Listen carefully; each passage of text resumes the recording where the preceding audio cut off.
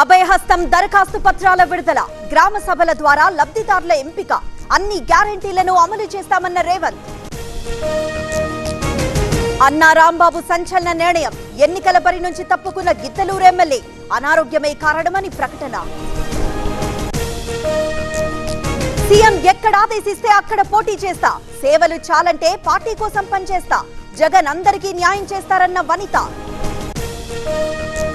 వైసీపీకి ఎమ్మెల్సీ వంశీకృష్ణ రాజీనామా, పవన్ సమక్షంలో జనసేనలో చేరిక, వైసీపీ నుంచి మరికొందరు చేరుతారన్న నేత.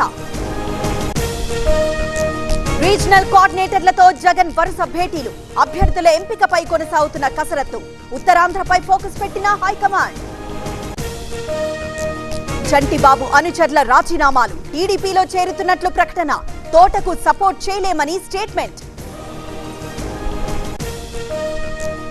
పార్టీ బలంగా ఉంది కాబట్టే టికెట్లకి డిమాండ్, ఎక్కువ మంది నేతలున్నప్పుడు అసంతృప్తి సహజం, అందరితోనూ మాట్లాడతామన్న సజ్జల. గోపిరెడ్డికి మళ్లీ టికెట్ ఇవ్వద్దు, వైసీపీ ఆఫీస్ దగ్గర కార్యకర్తల ఆందోళన, జగన్ ముద్దు గోపిరెడ్డి వద్దు అంటూ నినాదాలు. ఏపీలో బలోపేతంపై కాంగ్రెస్ ఫోకస్, షర్మిలను ఆహ్వానిస్తున్నామన్న ఠాగూర్, రాష్ట్రాన్ని బీజేపీ మోసం చేసిందని ఆరోపణ. సింగరేణిలో ముగిసిన పోలింగ్, 7 గంటల నుంచి కౌంటింగ్, ఇవాళే ఫలితాలు.